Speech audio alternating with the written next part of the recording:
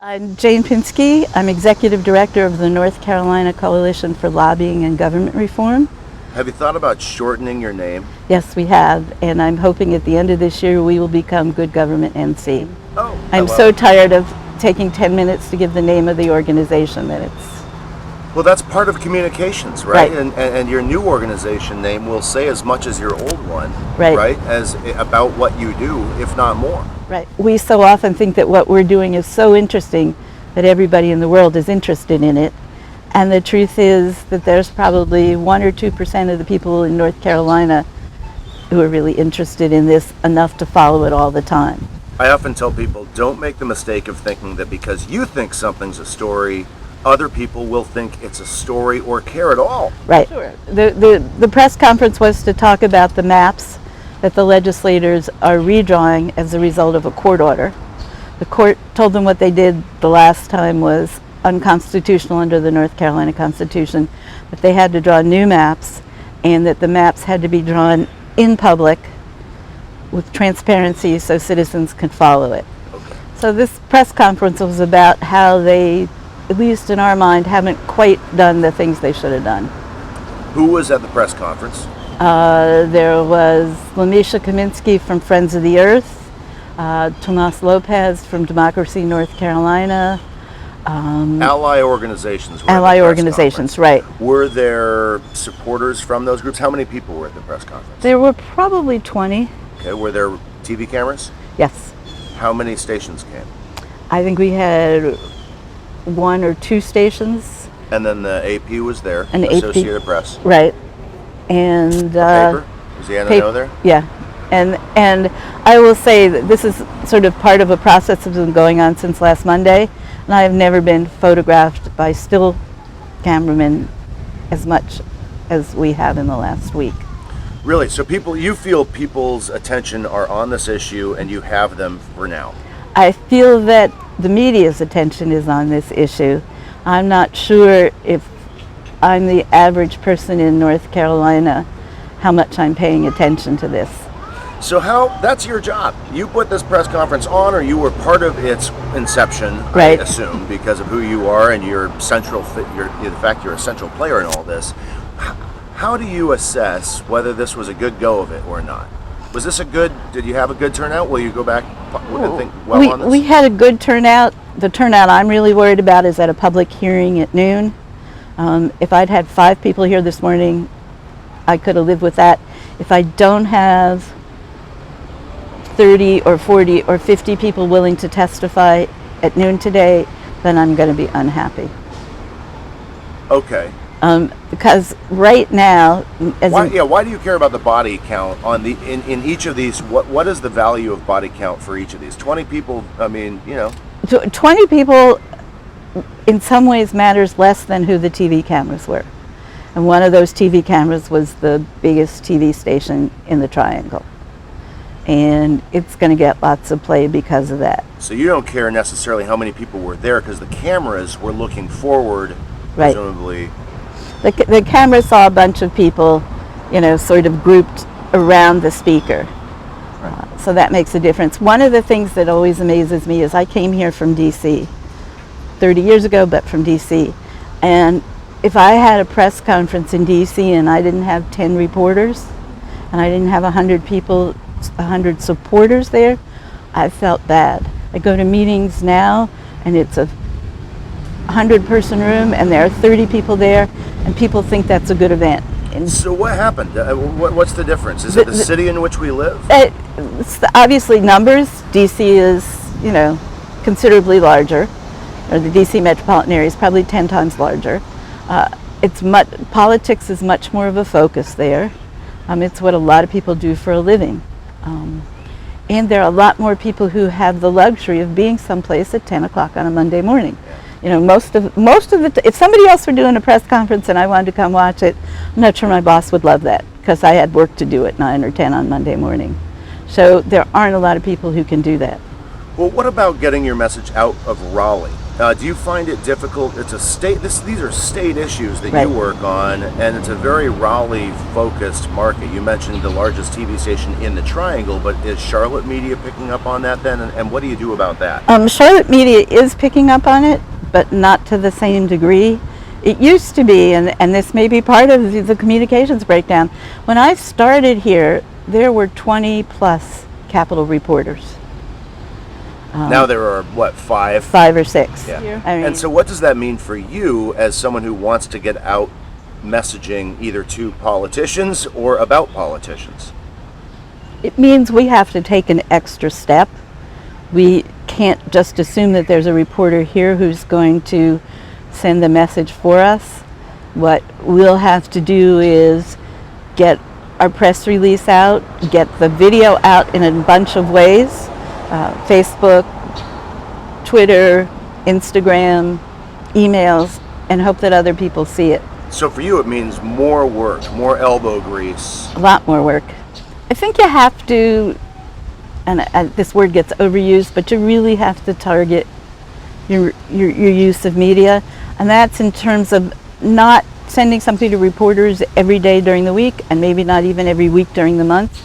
You send them something when they really need to pay attention. And Value reporters' time. right, their time and their independence. I mean, you can't tell a reporter what to say. You can't feed them the story. You have to get them there. You also have to spend time cultivating them so that they believe what you're saying. You know, if I were a reporter, I'd figure that half of what I've heard is less than true. What's your sense for the reporting, the quality of reporters down here? Because there are some who, in my opinion, just know exactly what they're doing, and sometimes you'll find people stumbling in from either out of market or non-political backgrounds who have no idea what they're doing, and you don't know who you're going to get necessarily. And the part of it is people like Colin Campbell or Laura Leslie, Jeff Tabiri know the questions to ask. So when you have a reporter who doesn't know it, you have to make sure that you give them answers for questions that they didn't know they needed to ask. You have to help get them there. Right, right. You have to know that for an NPR or a radio reporter, they want sound. You can't say, oh, look at this map. You can say this map rips counties apart and suggest to them that they rip a piece of paper as their sound background. But, you know. Have you ever done that? Have you ever placed that particular thought in a mind and watched it play out on TV? Not recently. But you've done it in your career. Done it, yeah. It does work then. It does work. Suggesting right. a stand-up opportunity for a reporter, or suggesting some little gimmick that works for you, planting that seed, that works sometimes. Right. I mean, ideally, if I'd had time to prepare for this, what I would have had would have been a map of the 100 North Carolina counties, a jigsaw puzzle. Would be interesting. But you didn't have time because... right. Well, there is one, but it's huge. It's too big for me to move around. It's about 10 feet across. It's made of wood. But I should have had one that was, 2 feet across, because I think a jigsaw puzzle is a good analogy on this. Woulda, coulda, shoulda, Jane. Now, does that mean you could have done your job better? Yeah, I always could be doing my job better. There's always something I think of afterwards, and I go, darn, why didn't I think of that? And then there are other people who come at things from a totally different way, and what they give me is really, really valuable, because they may have a circular mind and I have a linear mind. No, that's interesting. So really just listening to your colleagues right. helps get you there sometimes. What are we, I mean, we could talk all day. What else do I want to touch base with you on? There's redistricting that's happening now, but I don't want to talk so much about policy. It's really about the politics, because policies change, politics does not particularly. Well, one of the things that I think the new media is forcing us to do is be more creative. One of my colleagues, Brian Warner, who's Common Cause's communications director, has done some amazing videos. He's done some cartoon things that get the message across. Awesome. And so why do you think that works so well, and what for you and for him, what does he talk about as far as why that's an effective strategy? Well, some of his videos are 2-3 minutes long, and they're funny, and people don't have to think too hard. but they get the message across. One of my favorites is one he does that talks about choices, choices, choices, and he shows somebody in the grocery store looking at 15 kinds of ketchup, and then there's something else where the person has to make a choice. And then they pick up a ballot and there's 6 choices and they go, choices, choices, choices, I can't take any more choices. And Mr. Gerrymander steps in and gives them 1 choice. And they go, wow, thank you, Mr. Gerrymander, I couldn't have handled any more choices. It's funny, people start to think about it and go, well, I kind of like choices. I don't want to buy Tide all the time. Not sure I like Heinz ketchup and shouldn't have a choice to buy Heinz. Or, I want to be able to decide whether I want a Toyota or a Honda, or whether I want ketchup or hot dogs or hamburgers. So basically, soft pedaling influence in Right. that way, yeah. Right. Oh, that's interesting. Well, I'm going to talk to Graig Meyer next, and I'm sure that we'll talk a little bit about shenanigans. Why don't we touch base, before I let you go, on how you communicate around shenanigans? Because they seem to happen with extraordinary frequency down here. Right. Recently, I'm talking for listeners rather, about the Republican veto of Governor Cooper's Right. budget override. They had said no votes that morning. It was a remarkable turn where they decided to do it, probably only for political reasons. I'll just say that. I can't. Political Right. victory. What's your sense of how to communicate? And then they had the audacity to say the Democrats should just show up and do their job. So that was how they communicated around it. Right. How does when you are sort of on the back end of political shenaniganery? You mean when stuff gets dumped on us? Yeah. Yeah. Right. How do you? Is there a way to talk about that to me or others? Part of the way to talk about it is one of my favorite things, that in the end our elected officials are our employees. I pay taxes, look at that. I pay taxes that pay the salaries of the county commissioners, the city council, the legislators, Congress, U.S. Senate, governor, take your pick. And that part of my job is then to offer them direction. And to tell citizens that this is behavior. If your kids did it, you'd say, knock it off. You can't do that. And they did it to us. Well, your kid's in the back seat of the car he hit me first. And you just have to explain that to people that way. I'm not going to go, Tim Moore and David Lewis stayed up all night coming up with this. They'd say the Democrats did it to them all the time when the Democrats are in power. That doesn't make it right. So as an advocate for good government, right. How do you then wake people up to what's happening? Because quite honestly, that's the problem, right? If people don't know about it, right, or hear about it and just kind of shrug their shoulders because they are consigned to the idea that that's politics as usual, right. How do you? Well, it's really hard to empower people to feel like they can intervene in this process. People are scared of legislators for some reason. They're scared of city council. As a volunteer, I work on another project, and I wanted to get some people to go talk to the city council, most of whom are professionals, lawyers, doctors, teachers, accountants, nurses, businessmen, and they were terrified of talking to the Raleigh City Council. You need to humanize them so that people feel like they can talk to them and speak to them. And you need to connect for people what your elected officials do, how it affects your life. I tried to communicate that the city council affects everything that happens in your life in some way.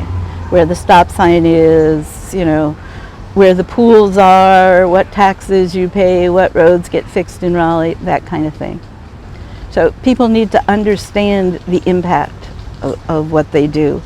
And the further away from you they are, the harder it is for people to understand that. They might understand city council, they barely understand the legislature, most of whom they think really work in Washington.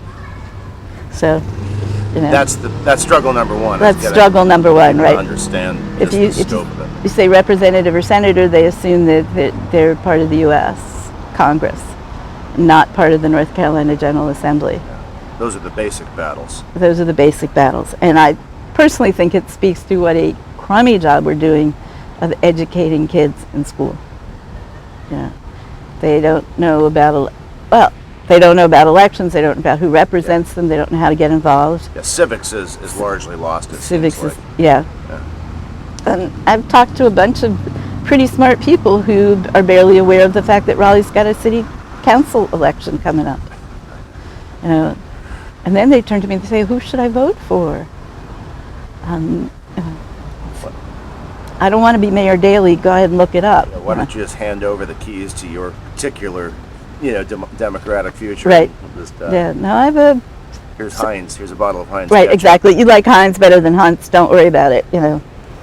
You're going to be happier with a blue car, not a green one. Make Right. your own decisions, and people should. Somehow, we're not empowering people to do those, and I'm not sure how we get better at that.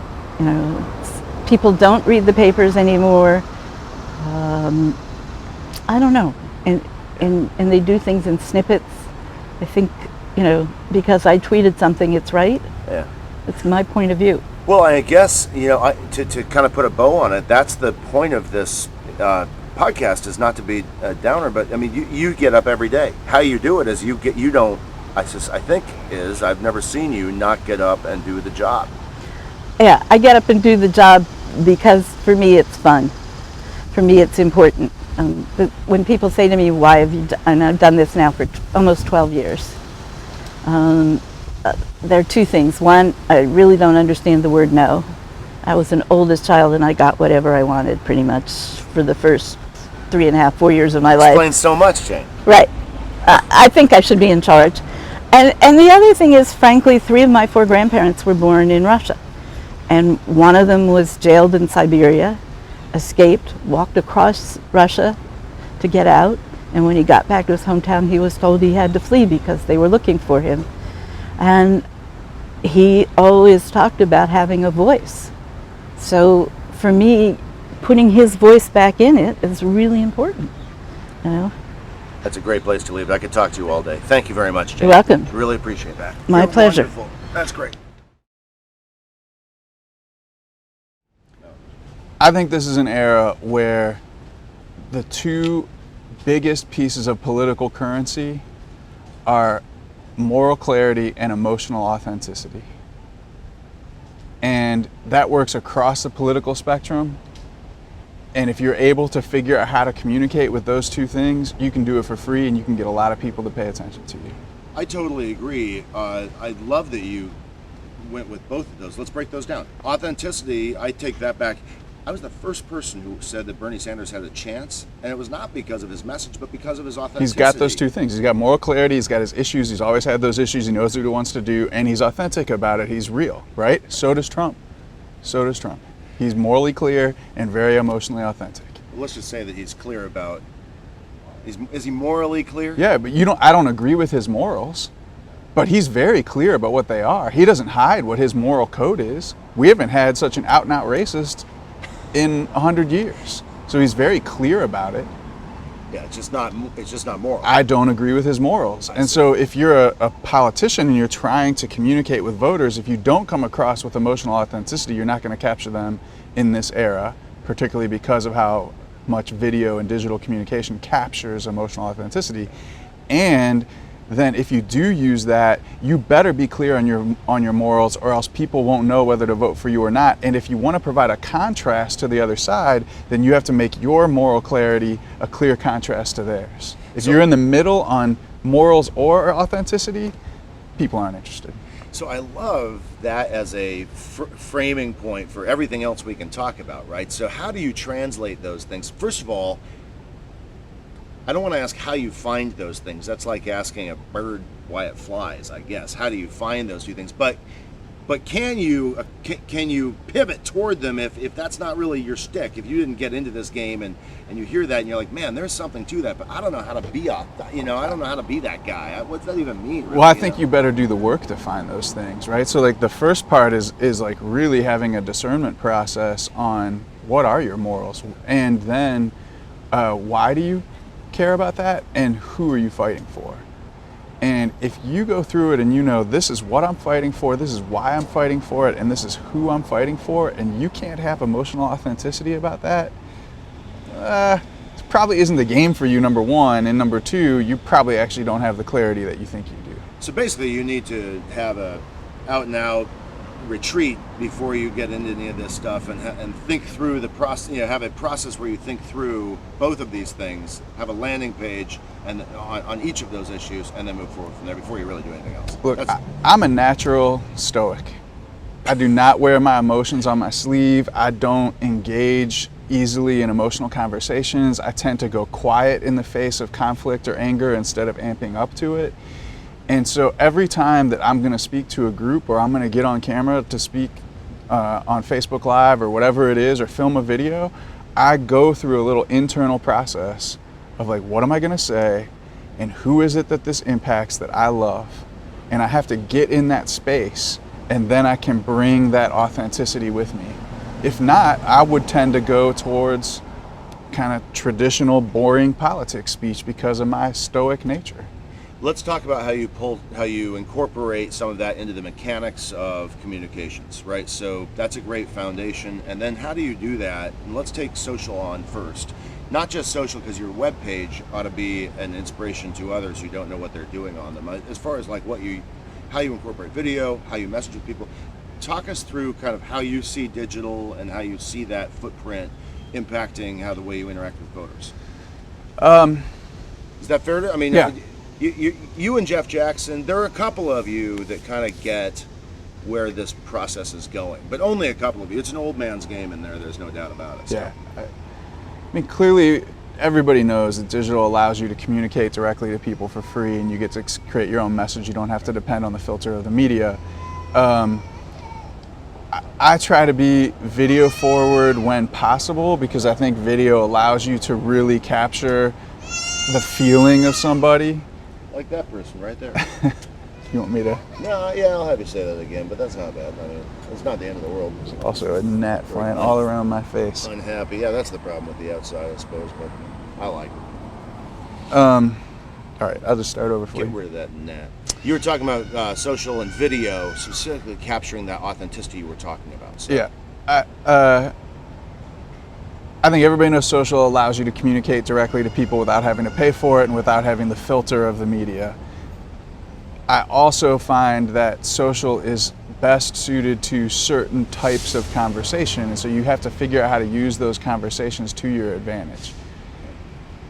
I do pretty well on video, and so I tend to go video forward. I try to do videos when there's a hot moment, or when I've got something compelling that I want to say, because I think that it gives me the chance to combine the emotion and the intellect in a way that you can't do when it's just written word in a written post. But you can't do video all the time either, and it's more than just figuring out kind of which of the social strategies you're going to use. It's also about what are the social media networks, Facebook, Twitter, Instagram, what are they boosting at the current time, and then what do you have to pay for, and what's your judgment between those two things? Do you have somebody looking at all that for you, or is that you doing that work? It's a combination of the two, but it's at the point now where that is sufficiently complex that I can't do it by myself. I've always been lucky to have people around me who've been able to help me to figure that out. But like when Facebook Live first launched, and I launched a lot of Facebook Live, that was simply understanding that like Facebook is boosting these videos, no matter what you do, use it as much as possible as free coverage. Now they've ramped that back, and if you want your Facebook Live to get coverage, you pretty much got to pay for it. And so we've transitioned to doing more pre-shot videos that we can caption, because we know that captions boost your views, and if we're going to have to pay for video anyhow, we'd rather have the captioning than the interactive of the live thing. Because what you're paying for in live, you're not getting the live benefit anyhow. Everything you're saying is really dialed into what's happening right now. I gotta think that a lot of people aren't keeping up. You know, I mean, people talk about algorithms, and there's still 5 algorithms back. Right. How do you stay forward and stay current as far as what's happening now? Do you rely on somebody for that? Are there websites you go to kind of hip yourself to this stuff, or how are you staying current? Well, I mean, I have a digital firm that I contract with now, so they have the job of keeping me going with that. But I also pay attention to my own data and track which posts took off and which didn't, and how much of it was shares, how much of it was comments. I mean, I try to watch those numbers. Yeah, absolutely. If people send me stuff to read, or like Buffer is an aggregation service. Buffer has an amazing newsletter and blog. Like, I think that they, out of what I've seen, they do a great job of kind of telling me like this is what works and what doesn't, and following the data on the macro level. Sometimes their stuff doesn't really apply to politics because they're really so much influenced by news and entertainment, but you figure it out. Are there any hard and fast rules that you're pretty committed to? For instance, shorter videos. Everyone knows that shorter videos work better than longer videos. No one's watching a 5-minute video anymore. It's hard. That's a tough slog, right? To me, the hardest thing is you got to have something in the first 6 seconds that captures people. You have to start with a topic sentence. It's like writing a high school essay. What's the first thing the viewer is going to see? And that you got to lead your video or your tweet or whatever it is with something that is going to capture people right away. And then the other thing is always having some kind of image. I know that sounds rudimentary, somewhat almost remedial, but some kind of image. Do you find pictures, video work better, or it's just hit or miss? I mean, pictures work best on Instagram and Facebook in terms of just getting out a simple message and making sure that you kind of keep your base number of views. Yeah. For me, videos are often the thing that goes the most viral, unless it is a picture that is specific and dramatic. Like, we had the Ku Klux Klan rally in Hillsborough, and I got one of the first pictures out online of that, and then that took off because the visual was so stunning. Nobody wanted to see me talking about the Ku Klux Klan. It was like seeing the goofy hoods was what took off. Well, and in this case, had you been the 50th person to post that picture, it wouldn't have taken off, right, and your brand wouldn't have improved. Right. One thing that I've watched you do, and I actually don't know if you still do, but I thought it was interesting, is you used to take around I assume it was somebody with a phone or something, and go do interviews and go talk to community members or the governor. I think I saw one where you walked into the governor's mansion and sat down with him for 2 minutes. Yep. Are you still doing those, and did you find any traction in those? Did you find purchase with those? Or? I haven't done those as much lately because those never took off a ton. It's hard. Well, that's why I'm asking. I mean, trial and failure. Right. Failure is not a bad thing. Right. If you tried, it's just trying it. It's hard on digital video to get people to watch an interview. They really like to watch one person face the camera or the camera on one person, like Deb Butler yelling at the speaker on the floor of the House or somebody giving testimony in Congress. They don't really want to interview unless somehow the interview is funny. Yeah. And because we're talking about politics in some way. Yeah, right. But and if you're in politics and you want to get to funny or impactful in an emotional way, you kind of need a little ramp up, and you probably lost some of your audience by that. You can try and front load something in the beginning that captures people, but sometimes it's hard. Well, I'm sure I'll still do it again. Like, we think ahead to next year's election. Even if something doesn't go viral, I have a certain base of viewers that are going to watch just about everything I put out. And if I want them to know these are the most important candidates running in 2020, I'll still use that methodology just to get to that base number. And you use, I think anyway, if I get this right, you use a lot of that content and shift it over to your website, and you're just aggregating content on your website. Yeah. Is that a good tactic? Have you found that I mean, are people going to? Are they looking at that stuff again? You know what I'm saying? I mean, is that valuable? So, I mean, a website is essentially a permanent record, right? And there are people who will go to your website because they want to see what your permanent record is. They'll check your Wikipedia page, they'll check your website, maybe they'll do a Google search to figure out who are you. And so if your best moments have been on social, then you better put it on your website, because if people go search for you and it's only on social, they're not going to find it in the search. That's true. That's a great point. You want to talk about intimacy with voters? I mean, how do you? The one time I'm thinking of was at that Lead NC training session 2 years ago, and you brought everybody in, and man, it was like a quiet, wild moment where you really you got those people believing in politics. So believe it or not, my philosophy on that is based on having been a professional DJ. Bring it on! Go loud there, go quiet here. Right, so when you're a DJ, you're responsible for controlling the dynamics of the entire room. And you can DJ a lot of different settings, and you gotta know how to do the room in different settings. But let's talk about a dance floor, right? Where you really want people to be hype. To do that, you have to pay attention to a number of things. One thing is you actually have to pay attention to physical proximity. People are more excited when they're closer to each other. So you want as many people in as small of a space as possible. There's 12 people on a humongous dance floor and nobody's excited. But if you can bring those 12 people really close together in a group because they're like right around the DJ booth or something, then they are excited. They forget about the empty dance floor, all right?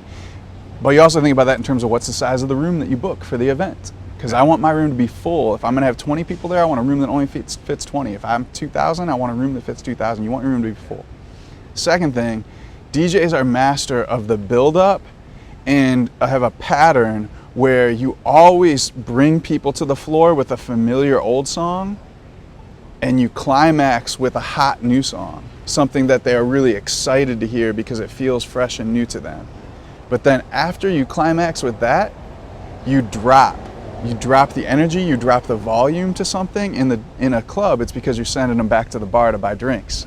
But in politics, it's because you take them to the climax of their emotional fervor, and then you drop down for the ask of, and that's why I need you to donate, that's why I need you to volunteer. You don't yell that, you ask that in a very clear, direct way, but you do it while you're still capturing the endorphin high that they have after that emotional moment. Oh, that's killer, man. I love it, dude. It's brilliant. Hey, it would be a mistake not to talk about kind of the shenanigans that can take place in politics. Again, I wanted to steer clear of the policy because that will, that's sort of, those things are always changing. Politics, the business of politics and succeeding and messaging in politics that is a business and that's what we're talking about. And in that business, policy can get in the way, and the politics can kind of really warp policy, and that's what we just saw with that override vote, right? Right. So how would you encourage either fellow politicians or voters, or take it where you will, but when shenanigans are at foot, how do you communicate against those, right? I think Dollar came out and said, hey, they should have showed up for their job. Look, this game is all about power. If you have the power, you get to put in place the policies that you want because you have the power to run the process. And if you don't have the power, then you're going to get screwed one way or the other. And last week we got screwed on process. There have been plenty of other times where we've gotten screwed on policy just because everybody's present, but we still don't have the votes.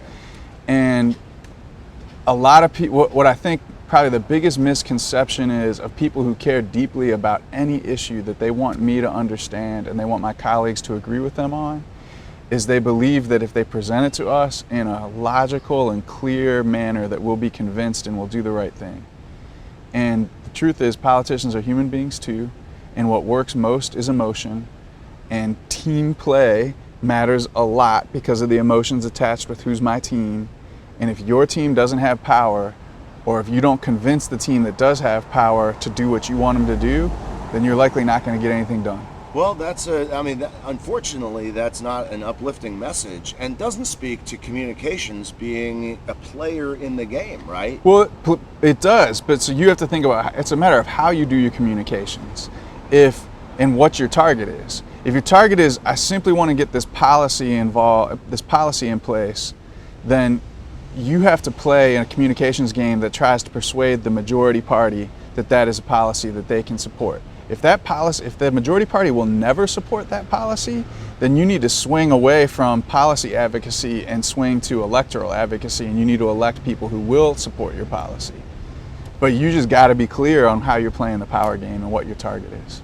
Well, to your point about listening to that Dan Crawford interview, frankly, he hit it on the head. He really doesn't care if they believe in climate change or not. It's just, he hits them from a totally different perspective. Right. And so if you can talk to somebody about weather and then you can find common ground by using that set of messaging and get somebody to agree with your policy because they'll agree with you on weather, but they won't agree on climate change, that's completely effective policy. Recognize, though, that their connection to weather is not because you have the best data.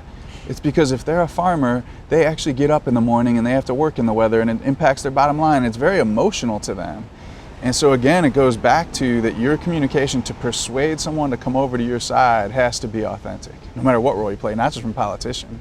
It goes back to the greets of ethos, pathos, and logos, right? Like your logos, your logic is what you use to rationalize the things that you already feel and believe, your logos and pathos. And so if I want to get you to agree with me, I better tap into your logos and pathos and then help you find the logic to support it. Because if I don't capture your heart and your gut, it doesn't matter what I say to your head. It doesn't matter. It's no surprise, sir, that you're kicking ass in North Carolina. Thank you so much. Appreciate it, man.